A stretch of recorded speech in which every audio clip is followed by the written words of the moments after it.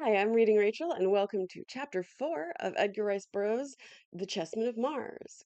The chapter is called Captured, and as a reminder, Tara has been blown far away from her city of Helium by the biggest storm that Mars has ever seen, and she is now hiding up a tree in fear of Martian lions called Banths.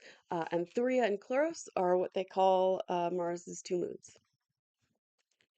As Thuria, swift racer of the night, shot again into the sky, the scene changed. As by magic, a new aspect fell athwart the face of nature. It was as though, in the instant, one had been transported from one planet to another. It was the age-old miracle of the Martian nights that is always new, even to Martians. Two moons resplendent in the heavens, where one had been but now conflicting, fast-changing shadows that altered the very hills themselves. Far Chloros, stately, majestic, almost stationary, shedding his steady light upon the world below.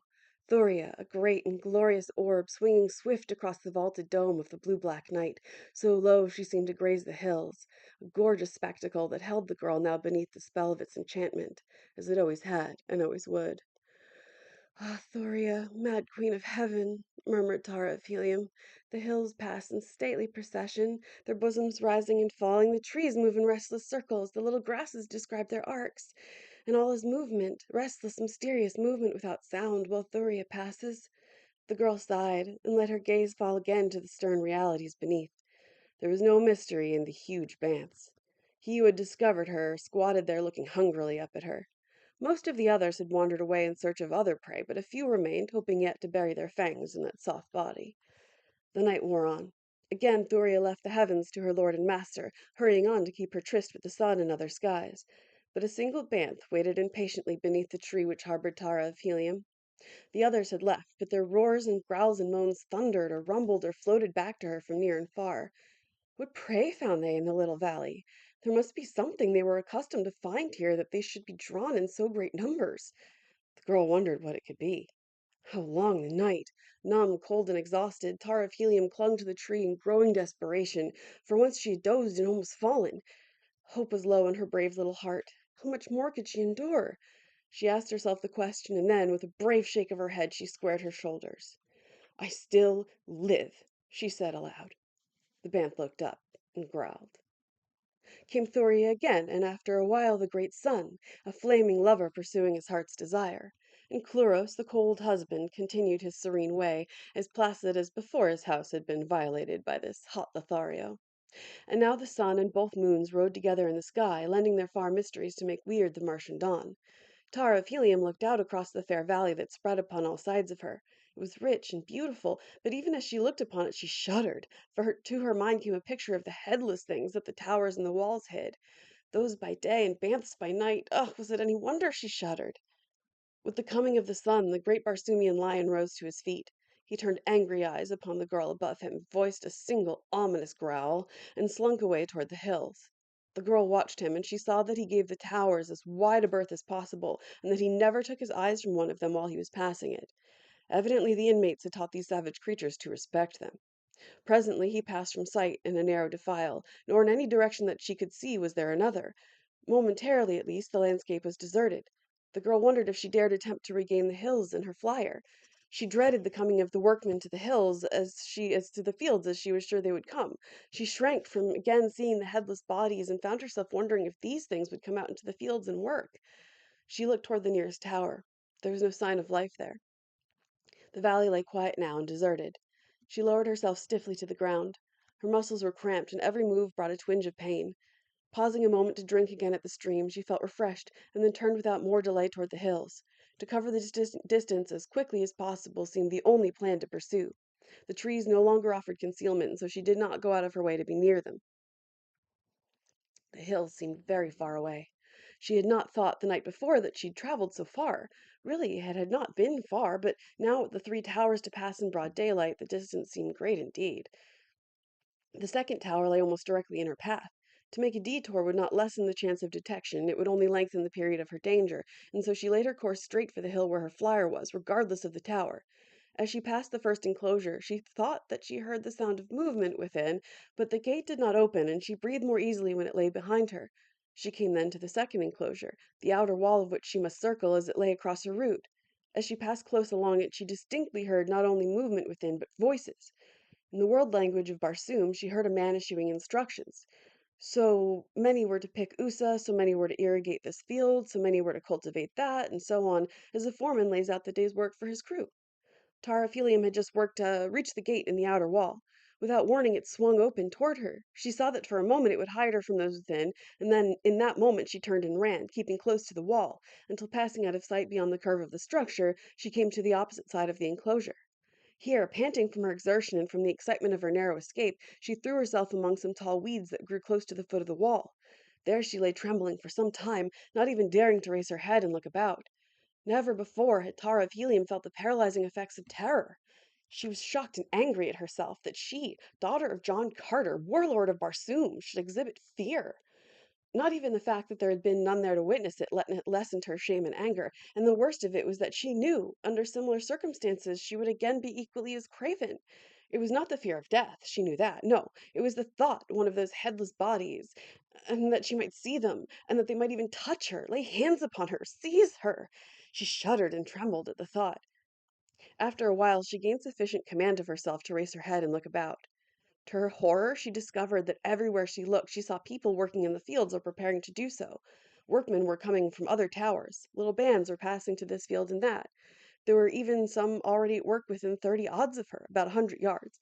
There were 10, perhaps, in the party nearest her, both men and women, so all were beautiful of form and grotesque of face. So meager were their trappings that they were practically naked, a fact that was in no way remarkable among the tillers of the fields of Mars. Each wore the peculiar high leather collar that completely hid the neck, and each wore sufficient other leather to support a single sword and a pocket pouch. The leather was very old and worn, showing long, hard service, and was absolutely plain, with the exception of a single device upon the left shoulder. The heads, however, were covered with ornaments of precious metals and jewels, so that little more than eyes, nose, and mouth were discernible. These were hideously inhuman and yet grotesquely human at the same time. The eyes were far apart and protruding, and the nose scarce more than two small parallel slits set vertically above a round hole that was the mouth. The heads were peculiarly repulsive, so much so that it seemed unbelievable to the girl that they formed an integral part of the beautiful bodies below them. So fascinated was Tara of Helium that she could scarce take her eyes from the strange creatures, a fact that was to prove her undoing, for in order that she might see them, she was forced to expose a part of her own head, and presently, to her consternation, she saw one of the creatures had stopped his work and was staring directly at her. She did not dare move, for it was still possible the thing had not seen her, or at least was only suspicious that some creature lay hid among the weeds. If she could allay the suspicion by remaining motionless, the creature might believe that he'd been mistaken and returned to his work, but alas, such was not to be the case. She saw the thing call the attention of others to her, and almost immediately 4 or 5 of them started to move in her direction. It was impossible now to escape discovery. Her only hope lay in flight. If she could elude them and reach the hills and the flyer ahead of them, she might escape, and that could be accomplished in but one way. Flight, immediate and swift. Leaping to her feet, she darted along the base of the wall, which she must skirt to the opposite side, beyond which lay the hill that was her goal. Her act was greeted by strange whistling sounds from the things behind her, and casting a glance over her shoulder, she saw them all in rapid pursuit. There were also shrill commands that she halt, but to these she paid no attention. Before she had half circled the enclosure, she discovered her chances for successful escape were great, since it was evident to her that her pursuers were not so fleet as she. High indeed, then, were her hopes as she came in sight of the hill, but they were soon dashed by what lay before her, for there in the fields that lay between were fully 100 creatures similar to those behind her, and all were on the alert, evidently warned by the whistling of their fellows. Instructions and commands were shouted to and fro, with the result that those before her spread roughly into a great half circle to intercept her, and when she turned to the right, hoping to elude the net, she saw others coming from fields beyond, and to the left the same was true. But Tara of Helium would not admit defeat. Without once pausing, she turned directly toward the center of the advancing semicircle, beyond which lay her single chance of escape, and as she ran, she drew her long, slim dagger. Like her valiant sire, if die she must, she would die fighting. There were gaps in the thin line confronting her, and toward the widest one of these she directed her course. The things on either side of the opening guessed her intent, for they closed in to place themselves in her path. This widened openings on either side of them, and as the girl appeared almost to rush into their arms, she turned suddenly at right angles, ran swiftly in the new direction for a few yards, and then dashed quickly toward the hill again. Now only a single warrior with a wide gap on either side of him barred her clear way to freedom, though all the others were speeding as rapidly as they could to intercept her. If she could pass this one without too much delay, she could escape, of that she was certain. Her every hope hinged upon this. The creature before her realized it too, for he moved cautiously, though swiftly to intercept her, as a rugby fullback might maneuver in the realization that he alone stood between the opposing team and a touchdown. At first Tara of Helium had hoped that she might dodge him, for she could not but guess that she was not only more fleet but infinitely more agile than these strange creatures. But soon there came to her the realization that in the time consumed in an attempt to elude his grasp, his nearer fellows would be upon her and escape then impossible, so she chose instead to charge straight for him, and when he guessed her decision he stood half crouching and with outstretched arms awaiting her. In one hand was his sword, but a voice arose, crying in tones of authority, "Take her alive! Do not harm her!" Instantly the fellow returned his sword to its scabbard, and then Tara of Helium was upon him. Straight for that beautiful body she sprang, and in the instant the arms closed to seize her, her sharp blade drove deep into the naked chest. The impact hurled them both to the ground, and as Tara of Helium sprang to her feet again, she saw to her horror that the loathsome head had rolled from the body, and was now crawling away from her on 6 short spider-like legs. The body struggled spasmodically and lay still. As brief as had been the delay caused by the encounter, it still had been of sufficient duration to undo her, for even as she rose, 2 more of the things fell upon her, and instantly thereafter she was surrounded. Her blade sank once more into naked flesh, and once more a head rolled free and crawled away. Then they overpowered her, and in another moment she was surrounded by fully 100 of the creatures, all seeking to lay hands upon her. At first she thought that they wished to tear her to pieces in revenge for her having slain 2 of their fellows, but presently she realized that they were prompted more by curiosity than any sinister motive. "Come," said one of her captors, both of whom had retained their hold upon her. As he spoke, he tried to lead her away with him toward the nearest tower. "She belongs to me," cried the other. "Did I not capture her? She will come with me to the Tower of Moak." "Never!" insisted the first. "She is Lu'ud's. To Lu'ud I will take her, and whosoever interferes may feel the keenness of my sword. In the head!" He almost shouted the last 3 words.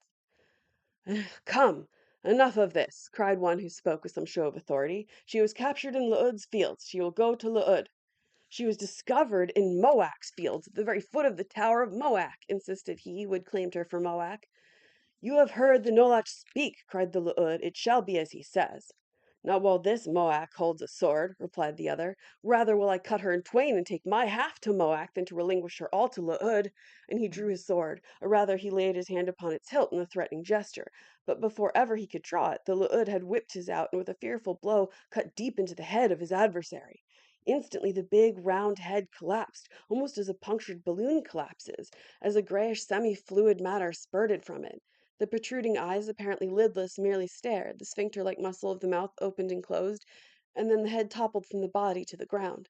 The body stood dully for a moment, and then slowly started to wander aimlessly about, until one of the others seized it by the arm. One of the 2 heads crawling about on the ground now approached. "This Rykor belongs to Moak," it said. "I am a Moak. I will take it." And without further discussion, it commenced to crawl up the front of the headless body, using its 6 short spider-like legs and 2 stout chellae which grew just in front of its legs and strongly resembled those of an earthly lobster, except that they were both of the same size. The body in the meantime stood in passive indifference, its arms hanging idly at its sides. The head climbed to the shoulders and settled itself inside the leather collar that now hid its Chilean legs. Almost immediately the body gave evidence of intelligent animation. It raised its hands and adjusted the collar more comfortably. It took the head between its palms and settled it in place when it moved around, and so it did not wander aimlessly, but instead its steps were firm and to some purpose. The girl watched all these things in growing wonder, and presently, no other of the Moaks seemed inclined to dispute the right of the Lu'ud to her, she was led off by her captor toward the nearest tower. Several accompanied them, including one who carried the loose head under his arm. The head that was being carried conversed with the head upon the shoulders of the thing that carried it. Tara of Helium shivered. It was horrible. All that she had seen of these frightful creatures was horrible. And to be a prisoner, wholly in their power. Shadow of her first ancestor, what had she done to deserve so cruel a fate? At the wall enclosing the tower they paused, while one opened the gate, and then they passed within the enclosure, which, to the girl's horror, she found filled with headless bodies. The creature who carried the bodiless head now set its burden upon the ground, and the latter immediately crawled toward one of the bodies that was lying near by. Some wandered stupidly to and fro, but this one lay still. It was a female. The head crawled to it, and made its way to the shoulders, where it settled itself. At once the body sprang lightly erect. Another of those who had accompanied them from the fields approached with the harness and collar that had been taken from the dead body that the head had formerly topped. The new body now appropriated these, and the hands deftly adjusted them. The creature was now as good as before Tara of Helium had struck down its former body with her slim blade. But there was a difference. Before it had been male, now it was female. That, however, seemed to make no difference to the head. In fact, Tara of Helium had noticed during the scramble and the fight about her that sex differences seemed of little moment to her captors. Males and females had taken equal part in her pursuit, both were identically harnessed and both carried swords, and she had seen as many females as males draw their weapons at the moment that a quarrel between the two factions seemed imminent. The girl was given but brief opportunity for further observation of the pitiful creatures in the enclosure, as her captor, after having directed the others to return to the fields, led her toward the tower, which they entered, passing into an apartment about 10 feet wide and 20 long, in one end of which was a stairway leading to an upper level, and in the other an opening to a similar stairway leading downward. The chamber, though on a level with the ground, was brilliantly lighted by windows in its inner wall, the light coming from a circular court in the center of the tower. The walls of this court appeared to be faced with what resembled glazed white tile, and the whole interior of it was flooded with dazzling light, a fact which immediately explained to the girl the purpose of the glass prisms of which the domes were constructed. The stairways themselves were sufficient to cause remark, since in nearly all Barsoomian architecture, inclined runways are utilized for purposes of communication between different levels, and this especially is true of the more ancient forms and those of remote districts where fewer changes have come to alter the customs of antiquity. Down the stairway her captor led Tara of Helium. Down and down through chambers still lighted from the brilliant well. Occasionally they passed others going in the opposite direction, and these always stopped to examine the girl and ask questions of her captor. I know nothing of her but that she was found in the fields, and that I caught her after a fight in which she slew 2 Rykors, and in which I slew a Moak, and that I take her to Luud, to whom of course she belongs. If Luud wishes to question her, that is for Luud to do, not for me. Thus he always answered the curious. Presently they reached a room from which a circular tunnel led away from the tower, and into this the creature conducted her. The tunnel was some 7 feet in diameter, and flattened on the bottom to form a walk. For 100 feet from the tower it was lined with the same tile-like material of the light well, and amply illuminated by the reflected light from that source.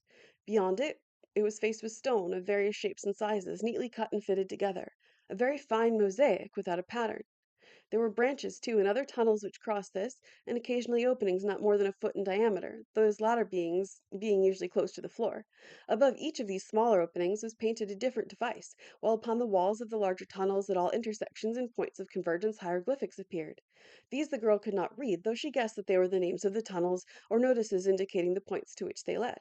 She tried to study some of them out, but there was not a character that was familiar to her, which seemed strange, since while the written languages of the various nations of Barsoom differ, it's still true that they have many characters and words in common. She had tried to converse with her guard, but he did not seem inclined to talk with her, and she had finally desisted. She could not but note that he had offered her no indignities, nor had he been either unnecessarily rough or in any way cruel. The fact that she had slain 2 of the bodies with her dagger had apparently aroused no animosity or desire for revenge in the minds of the strange heads that surmounted the bodies, even those whose bodies had been killed. The fact that she had slain 2 of the she did not try to understand it, since she could not approach the peculiar relationship between the heads and the bodies of these creatures from the basis of any past knowledge or experience of her own. So far, their treatment of her seemed to augur naught that might arouse her fears. Perhaps, after all, she'd been fortunate to fall into the hands of these strange people, who might not only protect her from harm, but even aid her in returning to Helium? That they were repulsive and uncanny she could not forget, but if they meant her no harm, she could at least overlook their repulsiveness. Renewed hope aroused within her a spirit of greater cheerfulness, and it was almost blithely now that she moved at the side of her weird companion. She even caught herself humming a gay little tune that was then popular in Helium. The creature at her side turned its expressionless eyes upon her. "What is that noise you are making?" it asked. "I was but humming an air," she replied. "Humming an air," he repeated. "I do not know what you mean, but do it again, I like it." This time she sang the words, while her companion listened intently. His face gave no indication of what was passing in that strange head. It was as devoid of expression as that of a spider. It reminded her of a spider. When she'd finished, he turned toward her again. "That was different," he said. "I like that better, even, than the other. How do you do it?" "Why," she said, "it is singing. Do you not know what song is?" "No," he replied. "Tell me how you do it." "It's difficult to explain," she told him, "since any explanation of it presupposes some knowledge of melody and music, while your very question indicates that you have no knowledge of either." "No," he said, "I do not know what you are talking about, but tell me how you do it." "It is merely the melodious modulations of my voice," she explained. "Listen." And again she sang. "I do not understand," he insisted, "but I like it. Could you teach me to do it?" "I do not know, but I shall be glad to try." "We will see what Lo'ud does with you," he says. "If he does not want you, I will keep you, and you shall teach me to make sounds like that." At his request she sang again as they continued their way along the winding tunnel, which was now lighted by occasional bulbs which appeared to be similar to the radium bulbs with which she was familiar and which were common to all nations of Barsoom, in so far as she knew, having been perfected at so remote a period that their very origin was lost in antiquity. They consist usually of a hemispherical bowl of heavy glass in which is packed a compound containing what, according to John Carter, must be radium. The bowl is then cemented into a metal plate with a heavily insulated back, and the whole affair is set in the masonry of wall or ceiling as desired, where it gives off light of greater or less intensity according to the composition of the filling material for an almost incalculable period of time. As they proceeded, they met a greater number of the inhabitants of this underground world, and the girl noted that among many of these the metal and harness were more ornate than those of the workers in the fields above. The heads and bodies, however, were similar, even identical, she thought. No one offered her harm, and she was now experiencing a feeling of relief, almost akin to happiness, when her guide turned suddenly into an opening on the right side of the tunnel, and she found herself in a large, well lighted chamber. Join me next time for Chapter 5, The Perfect Brain. And also, please do, subscribe and stick around for more. Um, we get to hear about more fascinating Martian technology and Fascinating Martian technology.